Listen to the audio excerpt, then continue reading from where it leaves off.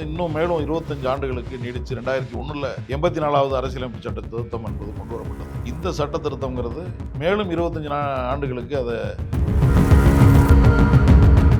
2011 மக்கள் தொகை அடிப்படையில் தீர்மானிக்கப்படும் என்ற சூழல் இருந்ததுனால தான் இதை எதிர்த்து அந்த மசோதாங்கிறது நாடாளுமன்றத்தில்.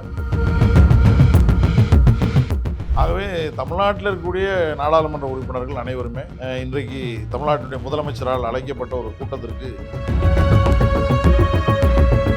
நம்முடைய இந்தியாவினுடைய அரசியலமைப்பு சட்டத்தின்படி ஒவ்வொரு மக்கள் தொகை கணக்கெடுப்பையும் ஒட்டி தொகுதி வரையறை பண்ணணும். அது நாடாளுமன்ற தொகுதிகள், சட்டமன்ற தொகுதிகள் வரையறை பண்ணணும் அப்படிங்கிறது அரசியலமைப்பு சட்டத்தினுடைய பிரிவுகள் சொல்லுது.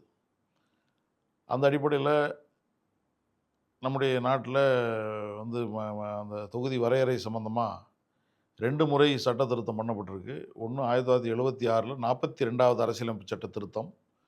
அது என்னென்னா 1971ஆம் ஆண்டு மக்கள் தொகை கணக்கெடுப்பின் அடிப்படையில் தான் அந்த வரையறைங்கிறது நிர்ணயிக்கப்படணுங்கிறது 42வது அரசியலமைப்பு சட்டம் திருத்த சட்டம் சொல்லுது. அது 1976 நிறைவேற்றப்பட்டது. அதுக்கப்புறம் 2000ஆம் ஆண்டில் நிறைவேற்றப்பட்ட அதே இன்னும் மேலும் 25 ஆண்டுகளுக்கு நீடித்து 2001 84வது அரசியலமைப்பு சட்ட திருத்தம் என்பது கொண்டு வரப்பட்டது. இந்த சட்ட திருத்தம்ங்கிறது மேலும் 25 ஆண்டுகளுக்கு அதை நீடித்து 71ஆம் ஆண்டு மக்கள் தொகை அடிப்படையில் தான் தொகுதி வரையறை பண்ணப்படணும் அப்படிங்கிறத வலியுறுத்தியது. அது ஏன் இந்த 2 முறையும் அது 71ஆம் ஆண்டு மக்கள் தொகை அடிப்படையில் நிறைவேற்றப்பட்டிருக்குன்னா, இந்தியாவில் மக்கள் தொகை வளர்ச்சியை கட்டுப்படுத்த வேண்டும் என்ற ஒரு திட்டம் அமலான போது இதை கட்டுப்படுத்தியது தென் மாநிலங்கள், குறிப்பாக தமிழ்நாடு, கேரளா, ஆந்திரா, கர்நாடகா போன்ற தென் மாநிலங்கள் இந்த மக்கள் தொகை வெகுவாக கட்டுப்படுத்திய மாநிலங்கள். ஆகவே இந்த மாநிலங்களுடைய பிரதிநிதித்துவம் பாதிக்கப்படக்கூடாது என்பதற்காகவே 2 முறை இந்த மாதிரியான 1971 மக்கள் தொகை அடிப்படையில் தான் டீலிமிட்டேஷனுங்கிறது கொண்டு வரப்பட்டது. இப்போ இந்த முறை முன்மொழியப்பட்ட போதும் இதே கோரிக்கை தென் மாநிலங்கள் தரப்பில் சொல்லப்பட்டிருக்கு. ஏன்னா 2021 2011 மக்கள் தொகை தான், 2021 மக்கள் தொகை கணக்கெடுப்பு நடத்தலை கோவிட் காரணமாக. ஆகவே 2011 மக்கள் தொகை கணக்கிட்டால் கூட இது தென் மாநிலங்களுடைய பிரதிநிதித்துவத்தை குறைக்கும் என்ற முறையில், ஆகவே இந்த சட்ட திருத்தத்தை ஏற்றுக்கொள்ள முடியாதுன்னு தான் தென் மாநிலத்தை சேர்ந்த நாடாளுமன்ற உறுப்பினர்கள், பொதுவாக இந்தியா கூட்டணியுடைய நாடாளுமன்ற உறுப்பினர்கள் இந்த மசோதாவை தோற்கடித்தாங்க. 2023ஆம் ஆண்டு பெண்களுக்கான இடஒதுக்கீட்டு மசோதாவை கொண்டு வந்தாங்க. அது நிறைவேற்றியாச்சு. நிறைவேற்றினா அதை உடனடியாக அமலுக்கு கொண்டு வரலாம். இப்போ ஏற்கனவே இருக்கக்கூடிய 543 என்ற இந்த எண்ணிக்கையில் 33% பெண்களுக்கு கொடுக்கணுங்கிறது அந்த சட்ட திருத்தம். 2023ஆம் ஆண்டு பெண்களுக்கான இடஒதுக்கீடு கொடுக்கக்கூடிய அந்த சட்ட திருத்தம். அதை நேரடியாக அமலாக்கிறத விட்டுட்டு இதனுடைய எண்ணிக்கையை 850ஆக உயர்த்துறது, 815 மாநிலங்களுடைய பிரதிநிதித்துவமாகவும் 35 யூனியன் பிரதேசங்களுடைய பிரதிநிதித்துவமாகவும் வருங்கிற முறையில் தான் போன முறை இந்த சட்ட திருத்தம் கொண்டு வரப்பட்டது.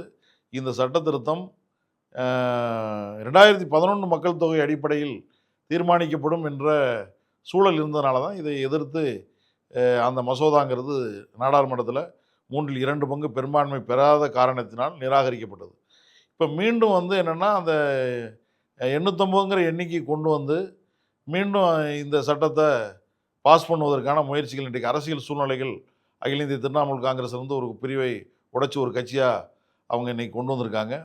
அதே மாதிரி திராவிட முன்னேற்ற கழகம் காங்கிரஸ் கட்சியோடு முரண்பாடாக இருக்கிற சூழ்நிலையிலையும், சிவசேனா கட்சியிலிருந்து ஒரு பகுதி உடைத்து கொண்டு வந்திருக்கிற சூழ்நிலையிலையும் மீண்டும் இதை கொண்டு இவர்களையெல்லாம் ஆதரிக்க வைத்து இதை நிறைவு செஞ்சு விடலாமா அப்படின்னு நினைக்கிறாங்க.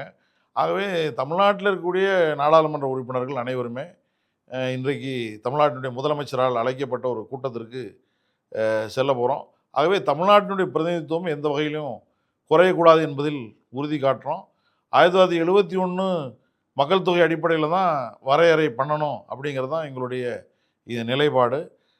ஏற்கனவே பெண்களுக்கு கொடுக்கப்பட்ட இடஒதுக்கீட்டை ஏற்கனவே இருக்கக்கூடிய அந்த எண்ணிக்கையின் அடிப்படையில் பெண்களுக்கான இடஒதுக்கீட்டை உயர்த்துவதை பற்றி அவங்களுக்கு கொடுக்கறத பற்றி எந்த ஆட்சேபனையும் இல்லை. அதை செய்ய வேண்டும் என்பது தான் மார்க்சிஸ்ட் கம்யூனிஸ்ட் கட்சியினுடைய நிலைப்பாடு.